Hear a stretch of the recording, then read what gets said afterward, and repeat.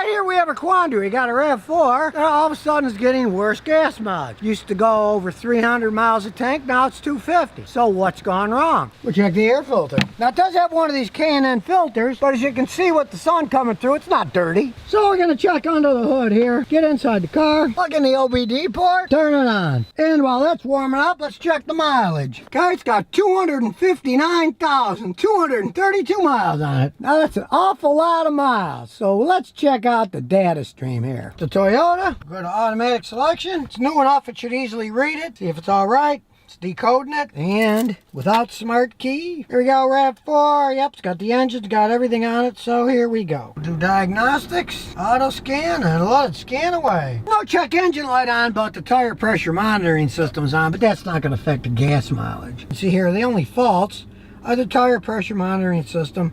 It's old, I'm sure the batteries have worn up. We don't care about that. But we're going to go to the engine system here. We're going to analyze the data. So we go to live data and up it comes. All right, we'll turn the AC off.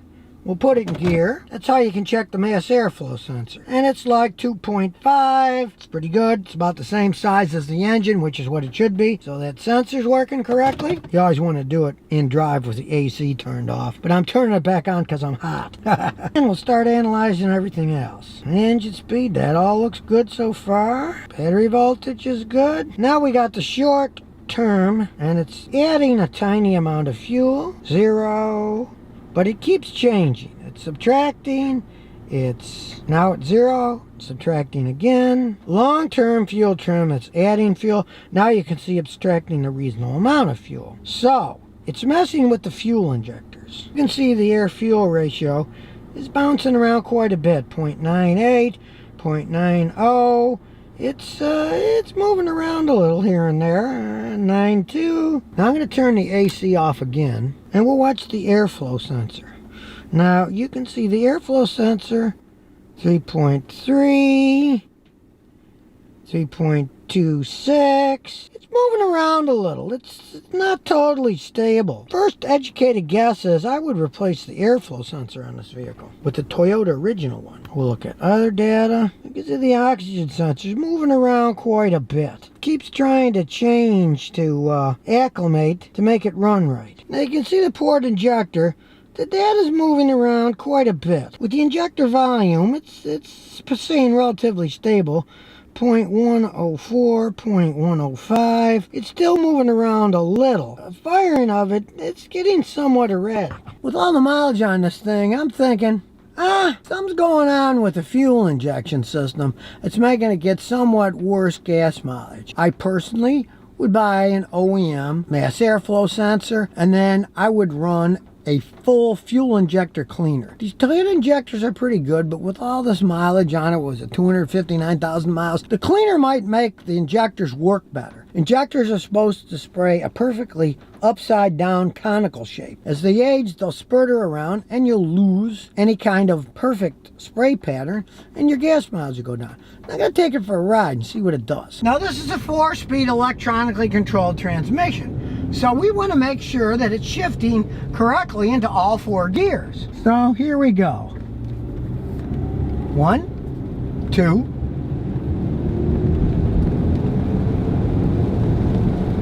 3,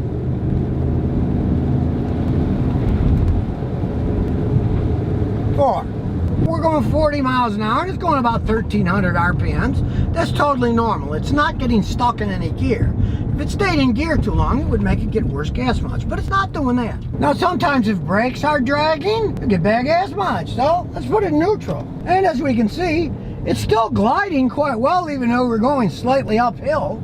So the brakes are definitely not dragging on this thing. Now I did notice that it had one of those K&N oiled filters. You got to clean them and oil them. But if you put too much oil, that oil can get sucked into the mass airflow sensor, which can damage it, make it go bad, give bad data. Something that simple could make it go bad. Personally, I'm not a fan of those oiled filters. The paper ones never had any problems. I would stick to that myself. Filters in here and the air goes that way. Sometimes that can contaminate the sensors inside and cause all that problem. Now I see this quite often on Toyotas with that kind of mileage on it. They still run like a clock and they shift like a dream. The gas mileage goes down. I'm going to find out over time because I told them, get rid of that oiled filter and put in a regular paper filter so you won't get oil and ruin the new mass airflow sensor. He's going to put 2 cans of Chevron Techron in a gas tank and 1 tank of Shell Super Unleaded gas to help clean the system out. I'll find out in a few weeks. He drives it around. Now, if it doesn't fix it, it may possibly need new fuel injectors. They will wear out over time and stop spraying a conical shape.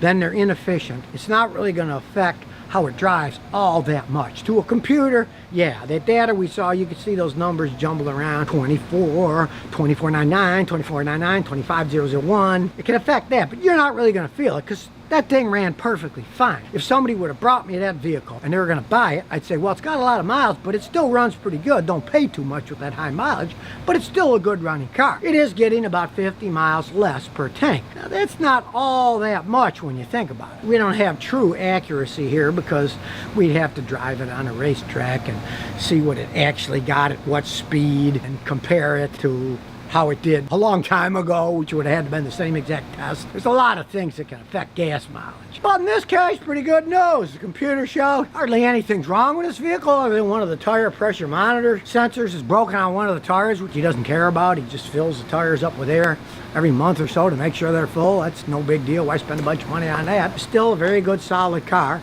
But these tiny little things can make the gas mileage go off like that.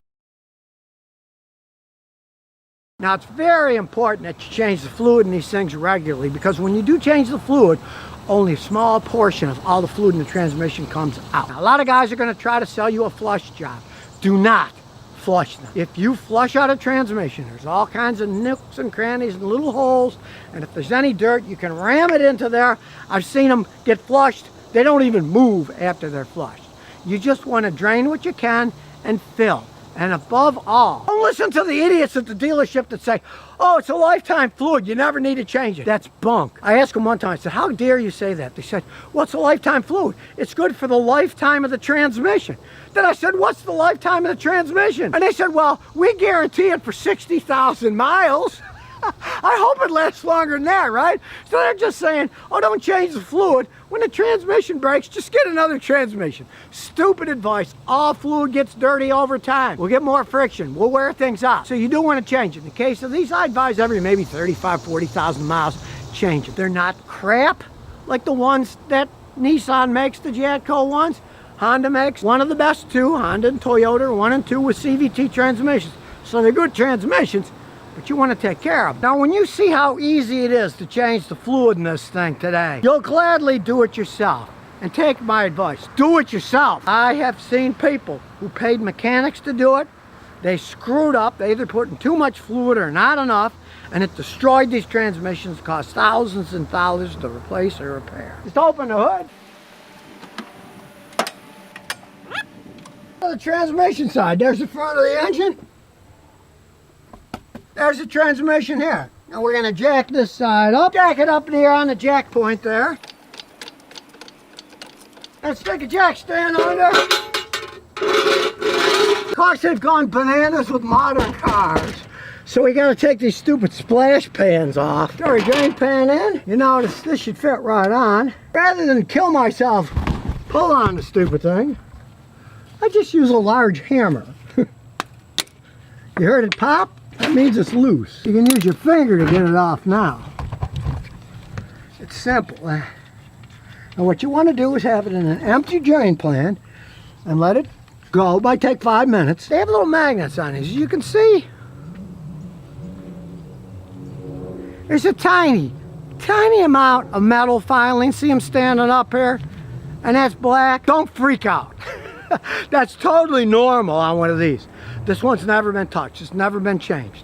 This is the original factory stuff, and that little bit of metal filings, that's normal. Now, if they're big, tall, giant, gloppy ones, yeah. This just goes to show why you gotta change the fluid and not say it's lifetime fluid. Because there's pieces in there, and you'll want to get them out. It's just absurd that these clowns say you never have to change them. You can see there are metal filings on there. You definitely want to change it. Now, we're measuring what comes out, and we'll put the same exact back in, because I could show you on my phone my all data system, but there is a gigantic step-by-step process to correctly check the fluid. This isn't like the old ones that you put the dipstick in. It doesn't work that way. This thing is new enough, it's never been changed, The transmission itself is bone dry. There's nothing leaking on the outside. So we know it's full of fluid. We'll measure what comes out, put that same amount back in. It's that simple. Now, let's say you have one that's older and it's all wet, the fluid had been leaking. You're screwed then. You're gonna have to pay a guy like me with our fancy computers and our data systems to change it out and then fill it up, and it'll take hours and you're gonna pay a whole bunch of money. That's why you wanna change it every 35, 40,000 miles to keep it clean, so it doesn't leak anything out, so you don't have to deal with any of that crap. Now we gotta put the fluid back in. You look up here, you'll see up there, sockets on it. About easier to get off than the other one. That's the hole where we're going to pump the fluid back in. You can see the funnel fits down in there. From the top down, we won't have to get a pump and pump the stupid thing. First, we're going to pour 1 quart in. Then we're going to use this to measure what's in there, so we'll know exactly how much to put in. Don't trust any of the books. Many of them lie. So we'll pour 1 quart in. And make sure you do what he did. I told him to bring it. Honda Genuine, bought it at the dealer. Do not mix fluids. They're particular, they're very particular, especially Honda. Now that we got 1 quart in, we got an empty one. So there's the old dirty fluid, and you can see, look at it. It's dirty. You saw how clear the other one was. It's pretty dirty. Keep pouring until this one's full. You can look in the top and see when it gets close. You can also look in the side. All right, it's up to the top here. Now this one's full, so that's 1, and we put 1 in. Now normally, I pour the old oil in my old oil gasoline can that said old oil. But my son stole it for his boat. So I'm using this Naked Way gallon to put the old oil, take it to the recycling center. There's number 2, we'll throw that in. Pour all the rest in this because it won't take it all. Now I'm having a hard time reading it, so here's a trick. Get a flashlight and shine it in the top. Then you can read the side better. In this case, it stops right at 28 ounces. It's just about 3 whole quarts. See the nonsense about it being a lifetime fluid? Look, how dirty that stuff is. It's dirty. It's really dirty. And it's only 50,000 miles of driving. Believe me, you're better off changing it every 35, 40,000 miles. Buy the fluid at the dealer. Learn how to do it yourself like this. Then you don't have to worry about somebody screwing it up. Putting in cheaper fluid. You'll do it right. Now, since we don't want to forget, we'll put the 28 ounces in first. And as you can see, look how much cleaner that stuff is. That's it for that one. We'll have a little tiny bit left. And we'll put the last quart in. That'll be exactly what came out is going in. So here goes the last quart. And we'll crawl under and put the bolt and the washer back on. First you get it on finger tight. Then put a socket on it and get it snug in there. Just a little bit more so it won't leak. Put the stupid pan back on. I hate these things. Now we're going to take it for a road test, but first we're going to let down put my fancy scanner on it just to see what kind of shape the transmission and car is in. In this case it's a cinch, it's just right there. Plug it in the left kick panel. On goes the scanner and we'll start her up. Turn on the AC too, it's getting really hot out here. And we'll get some stuff going here. Intelligent diagnosis. A lot faster with a more modern car like this. It knows what it is. We'll do diagnosis and we'll do a smart scan. It's going to go through everything on the car. See, look at all the stuff on the screen this baby's going through. It is going through a ton of stuff. There's no way a human being could do that without spending days or weeks or months. Modern vehicles gotta have modern equipment to diagnose them. There's no way out of it. Which is a big reason if you buy one of these used like this guy did, to have a guy like me check it out. Not just some clown with a little scan tool, but a real tool that goes through every system. All of these different systems. All of them. And so far so good. Everything's green. Gray just means it doesn't have that system on it. Everything's green, but we want to look at the transmission because we're curious about the CVT transmission. So here we go. No, it doesn't have trouble codes, but we'll check it anyways. No trouble codes. So we will go to data stream. Check out the data stream. We'll select all 65 parameters. Now they only trip trouble codes when they go too far off, 20, 25% plus or minus. So it could be bad data that's on its way out but didn't trip a code. So we're going to look at all of them. Blue is good data. These are color coded too. There's all kinds of information on these CVT transmissions. They're very complex. No data flow. I'm going to take it for a spin, see how it shifts. Here we go, backing up. It's got a decent backup camera. Man, these Civics have gone a long way. They are so much more luxurious, smoother riding cars than they used to be years ago. And you can see, now it's not a regular transmission. So it doesn't really shift gears. What we're looking for is if it has too much slippage, where you step on the gas and it doesn't accelerate. Well, that's definitely not the case. And you might wonder, why do they have CVT transmissions? Well, the main thing is because they get phenomenal gas mileage for their size, they weigh less, and they're cheaper to make. In the case of this, he's driving on Highway 65, he gets 40 miles a gallon. So, that's pretty good. Now, originally I hated these because you step on the gas, nothing happened. This, it accelerates pretty good. As far as I'm concerned, Honda and Toyota make the best CVT transmissions in the world. They have the least problems, better acceleration, and phenomenal gas mileage. This little Civic is a joy to drive in the curves, but of course, it's not a drag strip car. Speaking of which, we're coming up to our little drag strip, so we'll stop and we'll see how fast this can take off. All right, here we go. Full speed ahead.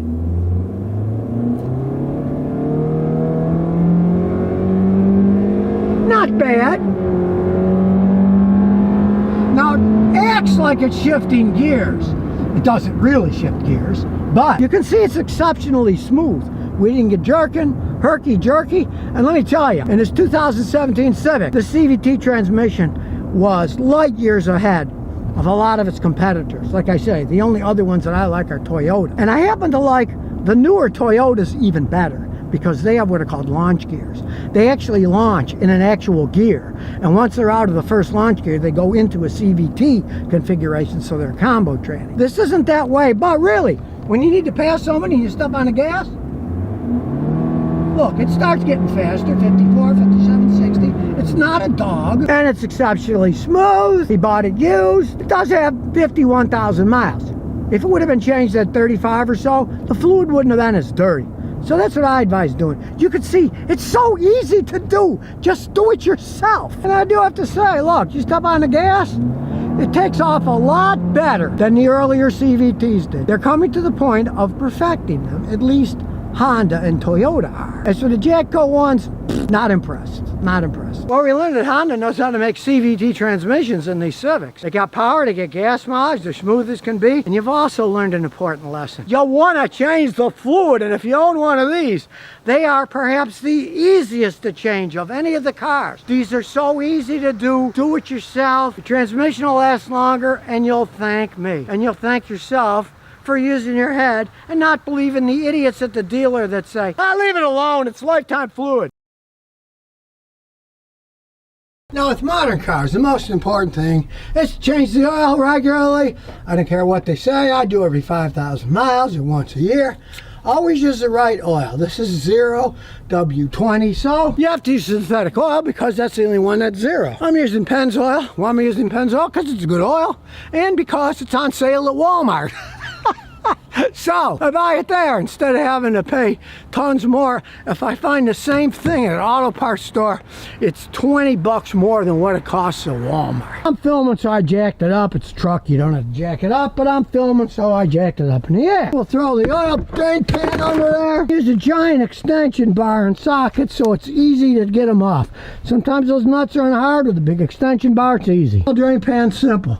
There's the bottom of the oil pan. There's a 14mm bolt. You can see with a long cheater bar, getting it loose is nothing. Then we can just use our fingers. Out comes the dirty oil, and it is black. This is a work truck. Now you can see you gotta put a shiny new gasket on here. You always want a new gasket. Now, if you have time on your hands, you could wait for hours and hours, but it'll drip like this for a really long time. Once it starts dripping and most of it's in here, you can put the bolt back on. Unless you want to wait forever for it to finish draining. All you gotta do is get it nice and snug. Now you don't want the thing falling off. It's easier to do with two hands, but I'm filming with one and holding with the other. So what you do is, now it's getting tight. Do it a little bit more to make sure it doesn't come off. And then wipe the crap off here so it doesn't drip and you think you screwed something up. Now it's good to plan ahead. So this takes 6.2 quarts of oil. You can look it up ahead of time. And this particular oil filter. Now, I'm using a high-end Tough Guard filter. You don't want to use a cheap filter. The cheap filters are only good for about 3,000 miles. These are rated at 10, but I change them every 5. You don't want to be stuck. Now, of course, buy it ahead of time, because if this is your only vehicle and you got it out of oil, how are you going to get the oil and filter? Now, this isn't one of those horrible canister filters. It's a regular one, so I got a special tool to get it off. As you can see, this fits right over. So we put it on the old one to get it off. You don't need it to put it on, but it's to take it off. Filter's right up there, that black thing. Then when you turn it, it turns the filter on the top. We got it loose, so once it's loose, we can do it by hand. Now it's easy, it'll just spin off. We'll let it drip a little first to get the residue out. Before I put the new one on, we'll dip it in the oil a second. That way, the seal has oil on it. Otherwise, it might stick on and be hard to get off. Then you tighten it with a rag as tight as you can get it. The wrench only goes one way. It doesn't put it on, it takes it off.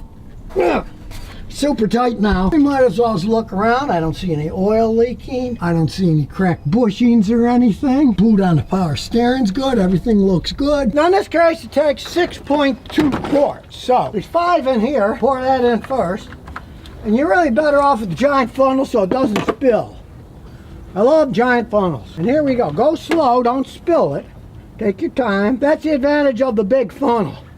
It won't fall out like a little one and you got a wide hole to pour it into. Now we'll let it down and start it up, let it sit about 5 minutes. Now since it takes 6.2 quarts, we'll measure it now and add a little. It needs about 2/10 of a quart so that it's on the line.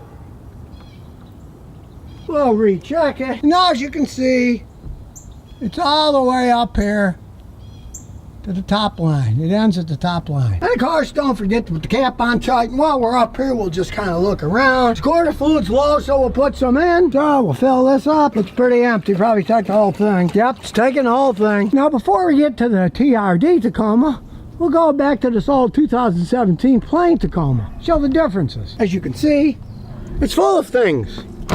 Tools, toolbox, bunch of crap. Kumho tires, they're great tires. They've held up quite well. Fancy tail light that I tried out, it's nice too. But it's a work truck. It does have a trailer hitch for hauling small stuff, but nothing big like the TRD. And yes, not a race truck, it's relatively slow, but it's a good, reliable work truck. This 2017 is probably one of the best trucks Toyota ever made. For a truck this size is a work truck. It just runs and runs and runs. It's not going to win any races other than the race of time to see how long it can last. You don't need a 6-cylinder engine if you're just twiddling around. We're not pulling much of this thing, carrying tools, driving around. It's not going off-road. It's just 2-wheel drive, where the TRD's 4-wheel drive. You know, what do you really need? Very simple engine, easy to work on. Not that you need to work on it much because it's a Toyota, but not uncommon for these things to go 500,000 miles or more. I saw one had 1,100,000 miles on it. Simple rear-wheel drive. They can run and run and run. Drum brakes on the back, but what do you need for a work truck? It's got discs in the front, and they do 90% of the stopping anyway. It's one of these 4-bangers. What you see is what you get. A dependable vehicle that can basically run forever with minor maintenance. Now we're turning to a 2022 Tacoma TRD 4x4 Sport. It's a Tacoma, but it's a lot more than the base model. It's really good gas mileage for a V6 engine. It actually gets better gas mileage than the 17 with the 4 because it has the modern technology, where that's older and it doesn't have the modern technology. It has the fancy wheels. Those aren't painted, those are alloy wheels. Doesn't have power steering pumps, got electronic power steering, got a very complex fuel injection system that allows it to get really good gas mileage. This has a 6-speed electronically controlled transmission, pretty bulletproof, got nice shifting points. It's not one of those crazy 8 or 9 or 10-speed transmissions that have lags here and there. It's a pretty good unit. Real 4x4, it's 4-wheel drive. It's not all-wheel drive. You can put it in whatever mode you want. 2-wheel drive, 4-wheel high, 4-wheel low. Even though it's new, 2022, I love it. A real parking brake, not one of those electronic crappers. It's got a reasonable amount of room in the back seat. Not as much as a F-150, but still, it's got nice room, comfy seats. And like I say, I added these on, gave it a nice touch. Just bolt on. Anybody can bolt them on. The bolts holes are already pre-drilled and stuck with rubber caps. You pull them off and bolt them on. Now this truck does have one thing I hate, and that's this. The oil filter is one of those stupid paper oil filters where you got to take the plastic canister off and do it over. It's a messy pain in the butt. These things are stinkers. This tool, you can see, it's a motive tool, metal. Don't get a plastic one, it'll break. This is already going on the plastic part. The metal part will get it off better. Now as we go under, changing the oil itself is the same. That's no difference. It's just the filter that's a big pain in the butt. The air drain plug just comes off, just like any other vehicle. The other pain in the butt is not only does it have one of these dumb filters, it's paper that goes inside, but it's hiding in here, so we gotta take the splash pan off, which makes it a pain in the butt. Bad design Toyota. So there's one gigantic pain in the butt I could do without. Now we gotta get the special tool. Goes right on there. And now we can get it off. And out comes the gloopy mess. And be sure to put the new O-ring on it too. Then make sure it's on nice and tight. And take it off. Now strangely enough, this also holds 6.2 quarts, so. Good thing these are graduated so you can put 1.2 quarts in easily. We'll start it up and then wait 5 minutes to check it. And now we check the oil. Dried up to the line for full, and it's right. And we'll do a little look around, and I can see the terminal's getting a little corroded there, so clean that off. And that's it. Realize with modern engine like this Toyota V6, changing oil is more important than ever. You ruin one of these expensive engines, the cams get dirty, the sides get clogged up, it's going to cost you thousands. Oil changes, do them yourself. Don't even trust the oil change places half the time. They got minimum wage flunky kids working in most of them. You can see how easy it is to do yourself. It's a truck. You don't even have to jack it up in the air. I did because I'm filming. It gives me more room to film. But you don't even have to jack them up in the air. Simple stuff to keep your trucks running good, and you don't have to worry about something serious going wrong just because you didn't do an oil change. So if you never want to miss another one of my new car repair videos, remember to ring that bell.